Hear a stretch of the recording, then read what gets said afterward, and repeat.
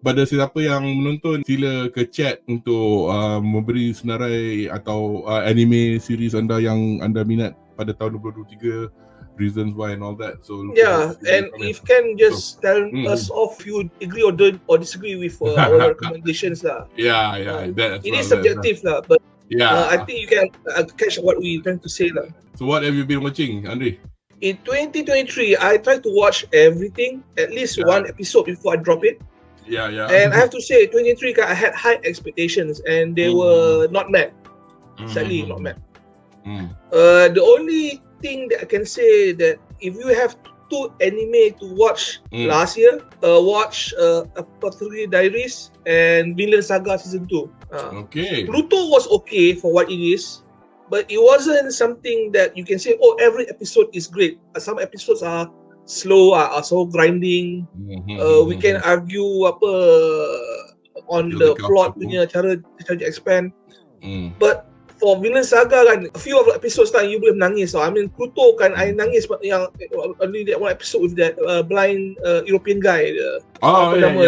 Episode 2 yang episode 1 sorry, North 2 tu. And Dari is funny, and why is every episode is good is because they give you something to look after. I mean every episode kan makes you want to watch the next episode. Very few anime series in 2023 kan yang boleh buat kita macam tu tau. Even though we have Eminence in the Shadow season 2, it's good and we want to see the next episode, but it's nothing groundbreaking. I enjoyed it. Even the one that we'll be discussing today, Spy Family kan, okay, every episode is okay so far, good, which is the problem. Season 1 is great. You compare season 2 and season 1, right? I think season 1 in terms of story and plot kan, they had an advantage now. Season 2 is like they're trying to maintain some sort of tempo kan to carry on for the next season now. And I think it's because of the movie kan, the code white yang akan aku tengok is because discounts a lot of the quality for season 2. Happens for My Hero Academia. There's a movie that you know. I can see that. That's about it now from my side. Shaz, so what did you enjoy this year? Okay, aku punya top 3 is very straightforward.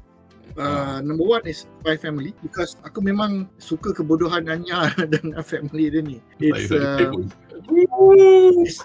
It's really stupid and funny. Number 2, I enjoyed Demon Slayer's The Swordsmith punya arc. That was a good arc lah, because you could see a lot of demons dying. You can see a lot of the heroes punya character growth juga. And the fact that the swords matter kan, that the quality of the sword goes to show that dia punya, how shall we put it, their powers are not magical lah in that sense. It's all based in reality. Cuma they imagine all those art styles sajalah in their mind. And then last kali, as much as there's a lot of things I may complain about it, I actually enjoyed Bleach 1000 Year punya Blood War. We may complain about the direction it went, but it improved, didn't it? I did not read this arc. So I came in totally like fresh. So tiba-tiba when you say, nice orang mati weh, people are dying. They like, ini tone baru. So it was in a way, it's going in the direction that you were complaining about, and in a way macam, yay! I mean, it's happening, yeah. Itulah.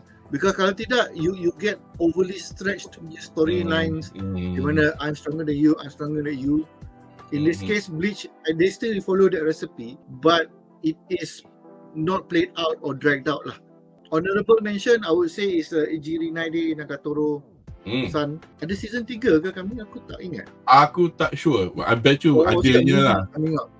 I'm sure there's going to be a next season lah, because the manga is still going on. Oh ya ke? Okay lah, that's good lah. That's good. Because this one is just another brainless punya fun. Yep. Exactly. Cuma it's just that kadang-kadang dia punya jokes pretty repetitive. So you may want to watch like, not binging sekali 10 episode. Mungkin one or two. Kind of like Spy Family punya format sekarang lah. You cannot really afford to watch like sekali 10 episode. You akan jalan. Yeah, you probably go 2 episode lepas. But I would like to add one more thing I forgot to mention. So mungkin tak overlay. Gundam Build Metaverse is officially aku punya minor or this my main disappointment lah. Tapi that's the thing, I'm not sure if it's a disappointment because I Was that an expected- anime? This metaverse thing that you're talking about? Alright. Gundam the Metaverse punya 3 episod OVA. Ah. It was on Gundam Info, punya YouTube channel. I see. The thing is, I'm not sure if we can call it a disappointment because I did not have high hopes for it. But there was a lot of wasted potential. Oh look, unit ni. Ini ada sejarah lama, we're going to fight. Masuk ke scene lain. Can I stop you there? This Gundam Metaverse, is it like a new story, standalone story, or is it like, as the name implies, it mixes all the different Gundams? Like, ada buat keluar dah, kotak dah. I think this was one of the new ones. So basically it was, you know that a lot of Gundam series is memang to sell Gunpla kan? But this one was like the characters, they just reuse a lot of the old characters, which is good. Banyak fans suka when you reuse old characters. But they barely get any screen time yang meaningful. And they introduce a character yang kita tak boleh nak relate. Tak sampai 3 episod and you have to deal with all other cameo guest stars, which do not resolve the hero from Build Fighters series yang pertama against Build Fighters Build series yang keempat about to clash. Lepas tu dia tak tunjuk, they move to the main character balik. So I'm like, what? Best tau. They did it once way back in the original first Build Fighters. Did not show the resolution of one of the biggest fights. And they did it non-stop within this 3 punya ni.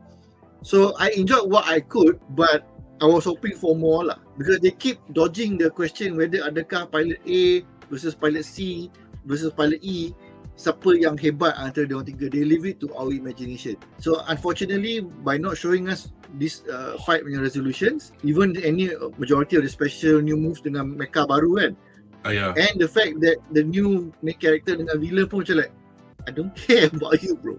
Dah lah aku tak suka dia punya suit punya design macam like, and if I'm not mistaken, tak saya nama suit dia was LAH, so like lah Gundam macam like, for the Japan it doesn't mean anything weird, but kita macam like, alamak, of all the wins for you to it's something to be expected lah. I just wish they could have done more. I've got a very quick list. I like Andre, I did watch Apothecary, but I've dropped it not because aku tak suka. Aku tahu because dia 2 core, it's still going on now, so I'm gonna continue to watch it. I was clowning on this, but at the same time I was quite well impressed with this sus title of an anime, which is the 100 girlfriends that love me. It's basically the ultimate harem manga / anime. It's actually well drawn, non-hentai, non-ecchi. Ecchi dia pun macam as much nudity as you get with any normal anime. But it's actually quite funny. It actually takes the piss really. I mean, why would they have a story with 100 girls? So at the moment anime ni mula-mula kita ingat ada 4 aja girls, tapi actually the 5th girl, which is the one on the screen, and I alluded to when we were talking about this, masa Andri, I dengan Nazir were doing the anime to anticipate for autumn 2023, that one of the characters is the mother of one of the girls that he was actually dating, and that's the mom, voiced by Uesaka Sumire. It's funny, it's really funny. Benda-benda macam bodoh, macam ada one character ni dia tak erti berenang, one of the girls jatuh dalam air, all of them jumped in, including the one tak boleh berenang.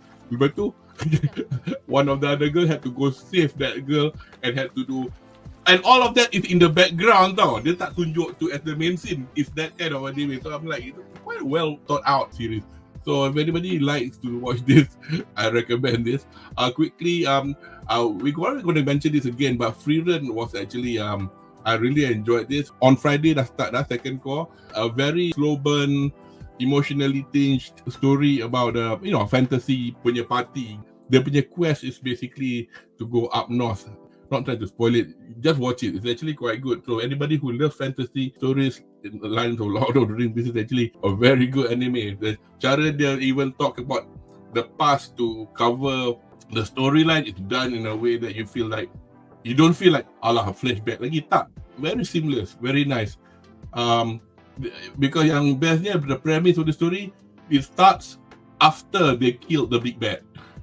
So umpamakan kau tengok Lord of the Rings, dah bunuh Sauron, baru cerita tu start. So this is actually one of the series which everybody quite like. And this is famous for toppling Full Metal Alchemist Brotherhood off Mm. the top one spot on MAL. So we'll see how long that lasts. But apparently it's still there. Well, there you go.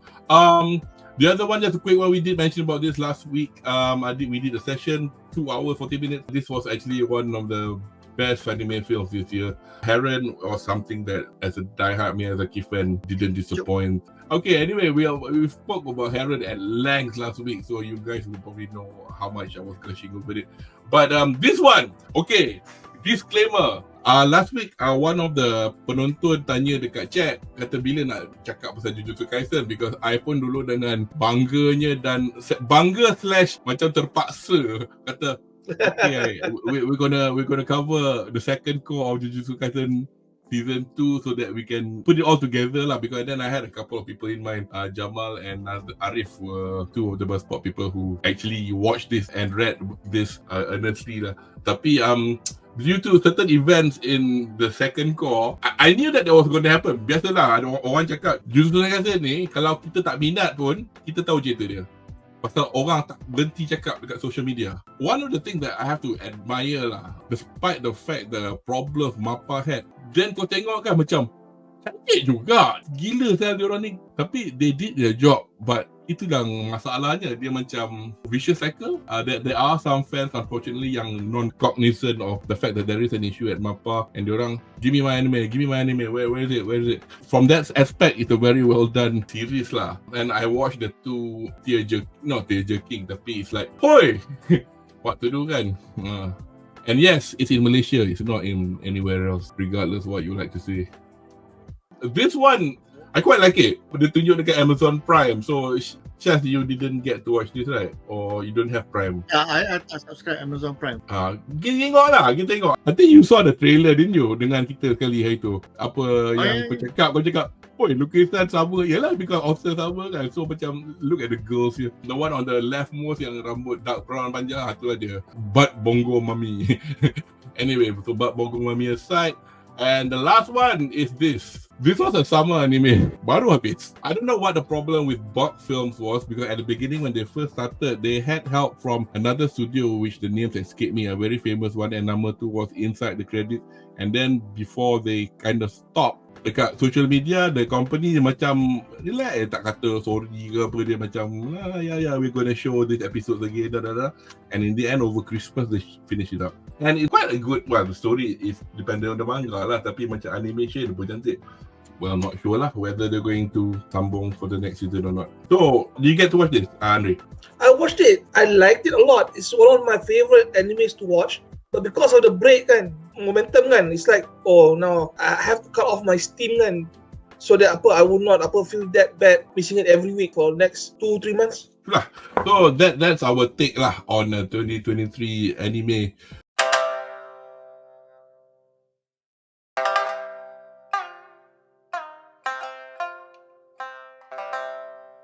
Ada